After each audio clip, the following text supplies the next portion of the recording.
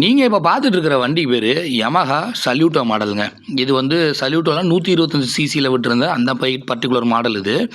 So இப்போ இந்த வண்டியில் வந்து இனிஷியல் பிக்கப் வந்து சுத்தமாக இல்லை அப்படின்றது தான் கம்ப்ளைண்ட்டு. அதை செக் பண்ணுறதுக்கு நம்ம கிளச்சை வந்து செக் பண்ணணும். ஸோ அதனால் இனிஷியலாக நம்ம என்ன பண்ணிட்டோம் அப்படின்னா ஆயிலை வந்து ஃபுல்லாக ட்ரைன் பண்ணிட்டோம். ஆயிலை ட்ரைன் பண்ணிவிட்டு ஆயில் ஃபில்டர் இருக்கக்கூடிய பர்டிகுலர் போர்ஷன்ஸையும் வந்து நம்ம ரிமூவ் பண்ணிகிட்ருக்கோம். ஸோ இதில் 3 போல்ட் வரும் சைடில் லெஃப்ட் சைடு. அந்த 3 போல்ட்டையுமே வந்து ரிமூவ் பண்ணிட்டீங்க அப்படின்னா ஆயில் ஃபில்டரை வந்து நீங்கள் உள்ளேருந்து வெளியில் எடுத்துடலாம். இப்போ ஆயில் வந்து ஃபுல்லாக வந்து ட்ரைன் பண்ணியாச்சு. அடுத்தது வந்து கிளச்சு கேசிங் வந்து ரிமூவ் பண்ணணும். இந்த மாடலில் வந்து உங்களுக்கு கிக்கர் கலட்டாமையே நீங்கள் வந்து கேசிங்கை கழட்டி வெளியில் எடுக்க முடியும் ஒன்று. அண்ட் ரெண்டாவது இதில் கீழே இருக்கக்கூடிய ஃபுட்ரெஸ்ட்டை வந்து நீங்கள் ரிமூவ் பண்ணணும். அதை ரிமூவ் பண்ணால் தான் உங்களால் கேசிங் எடுக்க முடியும். இது ரெண்டாவது பாயிண்ட். ஸோ இப்போ வந்து நம்ம என்ன பண்ணுறோம் அப்படின்னா நம்ம கிளச்சு கேசிங்கில் வரக்கூடிய எல்லா போல்ட்டையுமே ப்ராப்பர் டூலை யூஸ் பண்ணி கழட்ட போகிறோம். ஸோ இப்போ இந்த போல்ட்ஸ் எல்லாத்தையுமே வந்து ரிமூவ் பண்ணும்போது நீங்கள் மெயினாக பார்க்க வேண்டிய விஷயம் என்னென்னா போல்ட்டோட லென்த்து. ஸோ திரும்ப நீங்கள் ஃபிக்ஸ் பண்ணும்போது எந்த இடத்துல லென்த்தி போல்ட் வந்துச்சோ அந்த இடத்துக்கு லென்த்தி போல்ட்டும், எங்கனக்குள்ளே ஷார்ட் போல்ட் வந்துச்சோ அந்த இடத்துல ஷார்ட் போல்ட்ஸும் நீங்கள் யூஸ் பண்ணுற மாதிரி இருக்கும். ஸோ போல்ட்டோட லென்த் வந்து கம்பல்சரி நீங்கள் வந்து பார்த்து வச்சுக்கோங்க ஒன்ஸ் வந்து ரிமூவ் பண்ணும்போது. அண்ட் அடுத்து வந்து பார்த்திங்கன்னா இதை ஃபுல்லாத்தையுமே ரிமூவ் பண்ணி முடிச்சதுக்கப்புறமா கீழே இருக்கக்கூடிய அந்த ஃபுட்ரெஸ்ட்னுடைய பாட்டம் இருக்குது இல்லைங்களா, அதில் வந்து ஒரு 4 போல்ட் வரும் இந்த மாடலில். ஸோ அதை வந்து அடுத்து ரிமூவ் பண்ணணும்.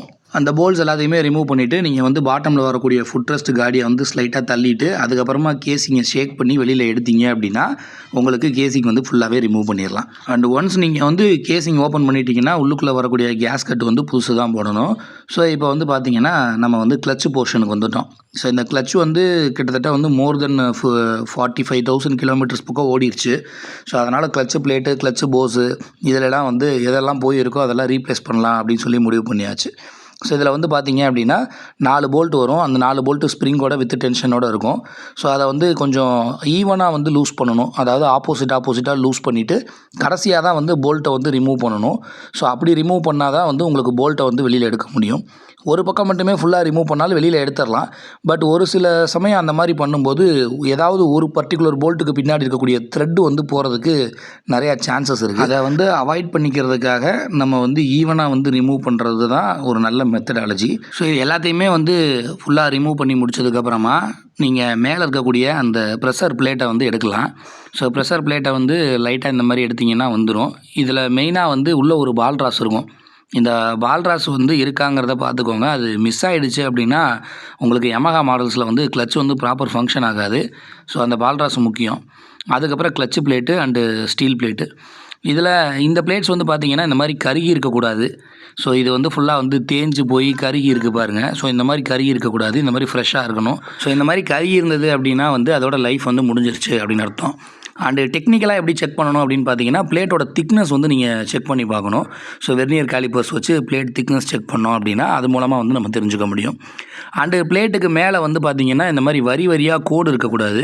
ஸோ அந்த கோடு இருக்குது அப்படின்னாலும் வந்து ரொம்ப தேய்மானமாக இருக்குது அப்படின்றதையும் நம்ம தெரிஞ்சுக்கலாம்.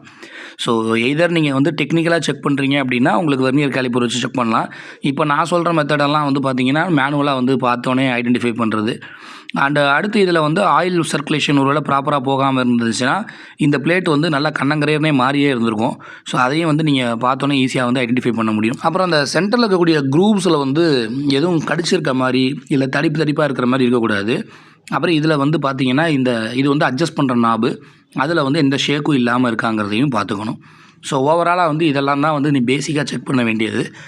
அண்டு இதை ஃபுல்லாக ரிமூவ் பண்ணதுக்கு அப்புறமா வந்து பார்த்திங்க அப்படின்னா உங்களுக்கு அடுத்து வந்து உள்ளுக்குள்ளே வந்து ஒரு லாக் நட்டு ஒன்று கொடுத்துருப்பாங்க. அந்த லாக் நட்டை வந்து லைட்டாக வெட்டிரும்பு வச்சு நெம்பி விட்டிங்கனாலே நெம்பிக்கும். அதை வந்து நெம்பிட்டு அதுக்கப்புறமா சென்டரில் வரக்கூடிய போல்ட்டை வந்து கழட்டணும். இந்த போல்ட்டை வந்து நீங்கள் ரிமூவ் பண்ணுறதுக்கு கிளச் ஹப் ஹோல்டர் அப்படின்ற இந்த ஸ்பெஷல் டூல் வந்து தேவைப்படும். அந்த டூலை வந்து ஃபிக்ஸ் பண்ணிவிட்டு அதுக்கப்புறம் அதோடைய சென்டரில் இருக்கக்கூடிய போல்ட் சைஸுக்கு ஏற்ற மாதிரியான சாக்கெட்டை போட்டு ஃபிக்ஸ் பண்ணி நீங்கள் வந்து லூஸ் பண்ணிங்கன்னா அந்த போல்ட்டை வந்து கழட்டிடலாம். ஸோ போல்ட்டை கழட்டிட்டு நீங்கள் அதுக்கப்புறமா உள்ளே இருந்து உங்களால் வந்து கிளச்சு போஸ் வந்து எடுக்க முடியும். ஸோ கிளச்சு போஸுக்கு அப்புறமா ஒரு சின்ன ஸ்பேசர் வரும். அதில் வந்து க்ரூவ்ஸ் இருக்கும். அந்த கட்டு பார்த்து நீங்கள் கரெக்டாக அதை வெளியில் எடுத்துக்கணும். ஸோ அந்த ஸ்பேசரை எடுத்ததுக்கப்புறமா இந்த கிளச்சு ஹவுசிங்கை வந்து நீங்கள் வெளியே எடுக்கலாம். இந்த கிளச்சு ஹவுசிங்கில் இந்த மாதிரி ஷேக் வந்து இருக்கக்கூடாது. இப்படி இருந்துச்சுனாலும் உங்களுக்கு இனிஷியல் பிக்கப் வந்து கம்மியாகும். ஸோ டிஸ்மேண்ட்லிங்கை பொறுத்த வரைக்கும் அவ்வளோதான், முடிஞ்சிருச்சு. அப்படியே மறக்காமல் இந்த வீடியோவுக்கு ஒரு LSC தட்டி விட்டு போங்க. தேங்க்ஸ் ஃபார் வாட்சிங் திஸ் வீடியோ.